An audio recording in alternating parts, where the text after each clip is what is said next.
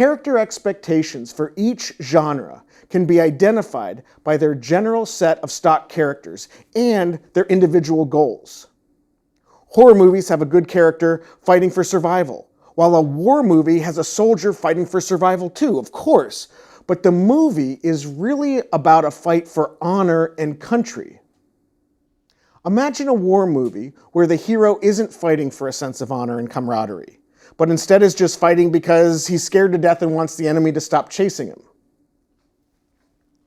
Atmosphere and character both lead to the story expectations for each genre.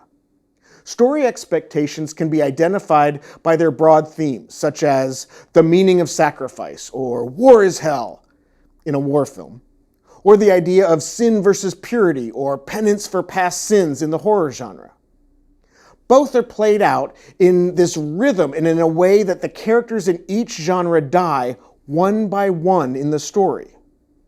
Okay, let's stop there. Atmosphere, character, and story. Great. Let's try to apply that to a different genre.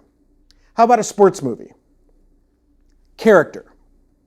Athletes who want to win, the coaches and mentors who help them win, and the opponents who also want to win.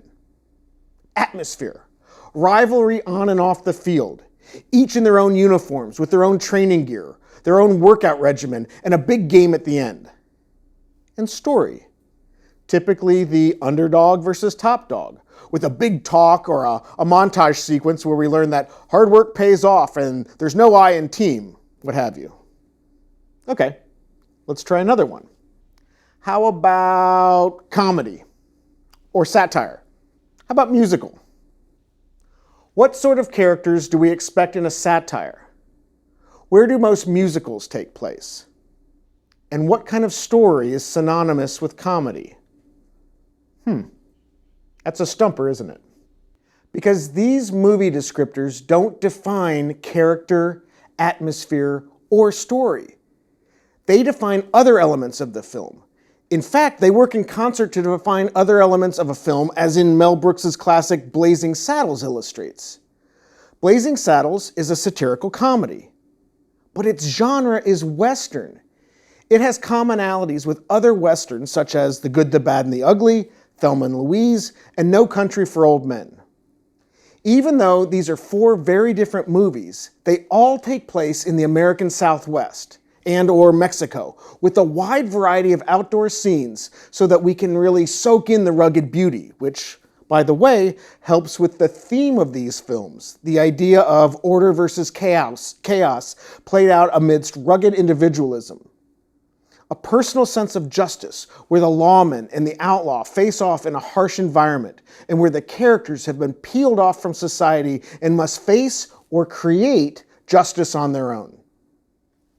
It's a pretty good description of each of those films, wouldn't you say? They all have outlaws and sheriffs, shootouts and showdowns, and the lone man or woman trying to survive.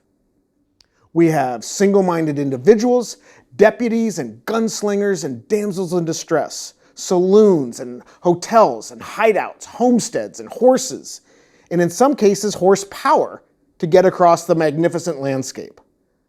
A landscape that can almost be seen as a character in the film. But where does this long checklist come from? How did we as filmmakers arrive at genre? That's one of the wonderful things about genre. It's crowdsourced. They evolved naturally. We created them. Genres exist because enough films have been created that we are now able to recognize creative patterns. And those patterns become the genres. And that's why descriptors like animation or musical, satire, comedy, drama, silent film, mockumentary, or kids movie, they aren't genres per se, because genres are patterns recognized by audiences. Remember, character, atmosphere, and story. And these other films, these comedies, musicals, dramas, kids movies, they don't have patterns. They aren't evolving from crowdsourced recognition. There's something else. And that's what I explore in the screenwriter's taxonomy. There's a place for all these descriptors. They're just not called genres. The screenwriter's taxonomy is pretty simple. It works like the taxonomy of all living things, which is how biologists categorize life on our planet. And I thought, if scientists can categorize everything that's ever lived on the earth, then certainly filmmakers can figure out how to use descriptors to talk about films more specifically. Let me give you a brief example.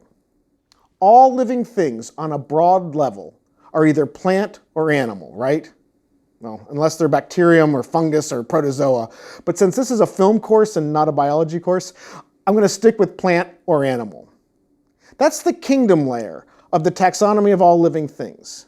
And in films, I like to call that layer, this overarching layer, the film type. As in, hey, what type of film do you want to go see? Plant or animal? Comedy or drama? And there's nuance within these answers, of course. I mean, there's dark comedy and satire, farce, parody, slapstick, dramedy, docudrama, what have you. But in the end, film type helps you decide if your film is a comedy or a drama. Or maybe it's some sort of Venus flytrap. But at least then you know, right?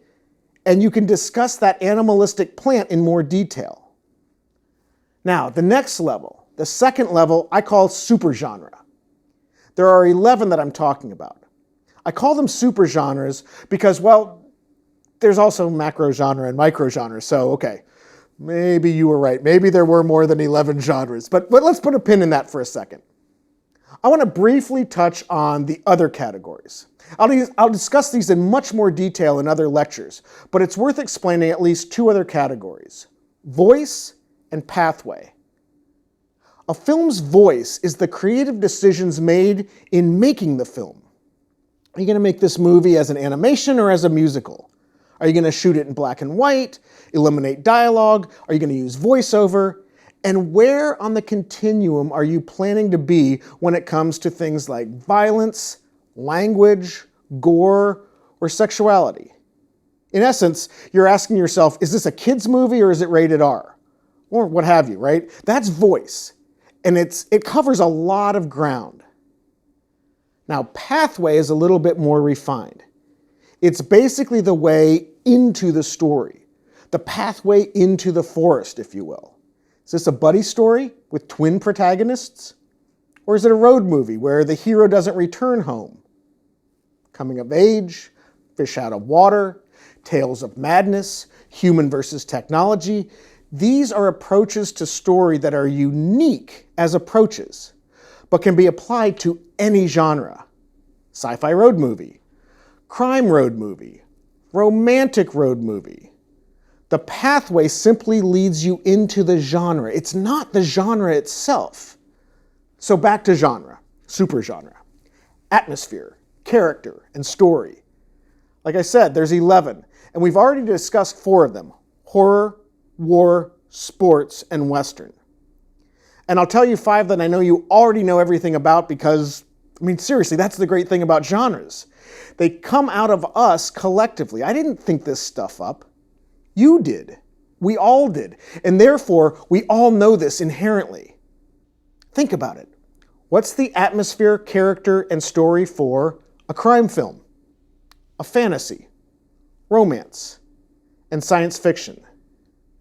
See how the answers just kind of pop into your head? You know a crime movie when you see it. You don't need to be told. In fact, you're probably already thinking about the macrogenres. What are macrogenres? Macrogenres are categories that even further define the atmosphere, character, and story of a supergenre.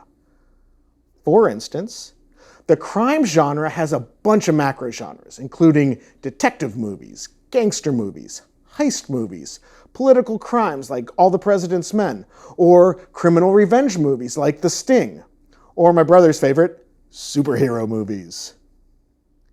Which then breaks down further into microgenres. So a superhero movie will typically fall into one of 3 categories. It's going to be an origin story, a story where the superhero fights a personal battle, or a story where the superhero saves the world. And like I said, if you want to dig deeper into these ideas, I discuss them further in other lectures. But just know that each of the 11 genres has their own macro and micro genres as well. All told, there's more than 800 different combinations. Wait a minute, was that one of the choices? 12, 24, 50, 800. Okay, so maybe there's a lot more genres than 11. But let's go back to those original 11. We identified 8: horror, war, sports, western, crime, fantasy, sci-fi, and romance.